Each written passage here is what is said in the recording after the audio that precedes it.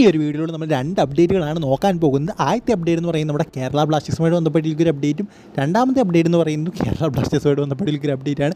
എന്തായാലും നമുക്ക് ഈ ഒരു വീഡിയോ ഫുള്ളായിട്ടൊരു കേരള ബ്ലാസ്റ്റേഴ്സ് അപ്ഡേറ്റ് ആണ്, ഇത് ബന്ധപ്പെട്ടിരിക്കുന്ന ഒരു അപ്ഡേറ്റ് ആണ്. എന്തായാലും ആദ്യത്തെ അപ്ഡേറ്റ് എന്ന് പറയുന്നത് നമ്മുടെ ബിജോയ് വർഗീസുമായിട്ട് ബന്ധപ്പെട്ടിരിക്കുന്ന അപ്ഡേറ്റ് ആണ്. നമുക്ക് എല്ലാവർക്കും അറിയാം കേരള ബ്ലാസ്റ്റേഴ്സിൻ്റെ പ്ലെയർ ആയിരുന്നു. അദ്ദേഹം ഇപ്പോൾ ലോണിൽ ഇന്റർ കാശിക്ക് വേണ്ടിയാണ് കളിച്ചുകൊണ്ടിരിക്കുന്നത്. എന്തായാലും ഇപ്പോൾ ബിജോയ് വർഗീസിന് ഇന്റർ കാശി ഒരു മൾട്ടി ഇയർ കോൺട്രാക്റ്റ് ഓഫർ ചെയ്തിരിക്കുകയാണ്. നമുക്ക് എല്ലാവർക്കും അറിയാവുന്ന ഒരു കാര്യമാണ് 2025 വരെ ബിജോയ് വർഗീസിന് കേരള ബ്ലാസ്റ്റേഴ്സുമായിട്ട് കോൺട്രാക്റ്റുള്ള കാര്യം. സോ അദ്ദേഹത്തിന് സ്വന്തമാക്കണമെങ്കിൽ ട്രാൻസ്ഫർ ഫീ കൊടുത്ത് മാത്രമേ സ്വന്തമാക്കാൻ സാധിക്കുള്ളൂ. എന്തായാലും ബിജോയ്ക്ക് ഇൻട്രസ്റ്റ് ഉണ്ടെങ്കിൽ പോലും അത് ബിജോയ്ക്ക് നല്ല പ്ലേയിങ് ടൈം ഒക്കെ അവിടെ കിട്ടുന്നുണ്ട്. സോ അതിന് ഇൻട്രസ്റ്റ് കാണും അവിടെ നിൽക്കാൻ.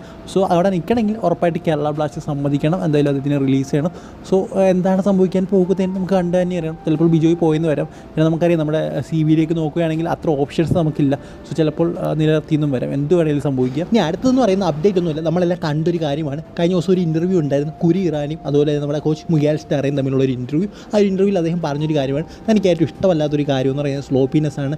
അതായത് എന്താ പറയുക, അലസത, എന്താ മടി, അങ്ങനെയുള്ള സംഭവങ്ങളാണ് തൻ്റെ പ്ലേസ് തനിക്ക് ഏറ്റവും ഇഷ്ടമല്ലാത്ത സംഭവം എന്ന് നമ്മുടെ മിഗാൽ സ്റ്റാർ ആ ഒരു ഇൻ്റർവ്യൂവിൽ പറഞ്ഞു. കേട്ടോ തന്നെ കുറേ പേര് രാഹുൽ കെ പി ആണ് ടാഗ് ചെയ്യുന്നത്. എന്തിനു വേണ്ടിയാണ് ഇവരൊക്കെ ഇങ്ങനെ ചെയ്യുന്നതെന്ന് അറിയില്ല. ഫാൻസ് ഇത് എന്താണ് കാണിക്കുന്നതെന്ന് ഒരു പിടിയും കിട്ടുന്നില്ല.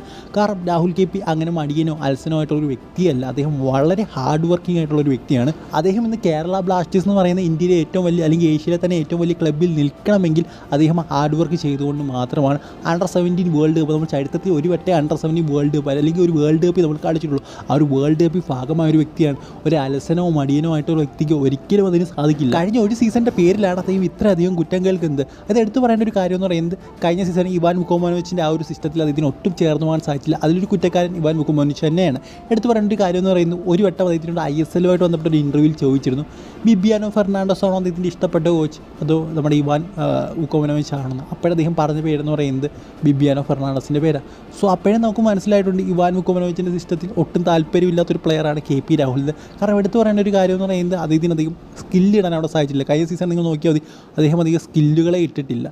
അങ്ങനെ ഒരു പ്ലെയർ ആയിരുന്നു രാഹുൽ കെ പി. സ്കില്ലുകളെന്ന് വെച്ചാൽ അതിൻ്റെ എല്ലാ കളിയിലും എന്തെങ്കിലുമൊക്കെ സ്കില്ലുകൾ കാണും. അദ്ദേഹം ഉറപ്പായിട്ടും ആ ഒരു സ്കില്ലുകളിൽ most of them are successful എന്ന് തന്നെ പറയണം. സോ അങ്ങനെ കളിച്ചൊരു പ്ലെയറാണ്. പെട്ടെന്ന് ഇതിൻ്റെ സ്കില്ല് ചേർത്തുന്നു. അതർത്ഥം ഉറപ്പായിട്ടും കാര്യം ഇവാൻ വുക്കോമനോവിച്ച് തന്നെയാണ്. അദ്ദേഹം പറഞ്ഞിട്ടുണ്ടായിരിക്കും സ്കില്ല് ഇടണ്ടായെന്ന്.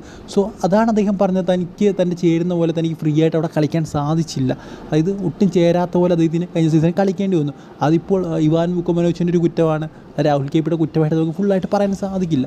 സോ അതുകൊണ്ട് തന്നെ നിങ്ങൾ ആരും തന്നെ രാഹുൽ കെ പി ഈ രീതിയിൽ പറയാൻ പാടില്ല. അതുപോലെ തന്നെ അദ്ദേഹം മടിയനാണോ അലസനാണോ എന്ന് ഒരിക്കലും പറയാൻ പാടില്ല.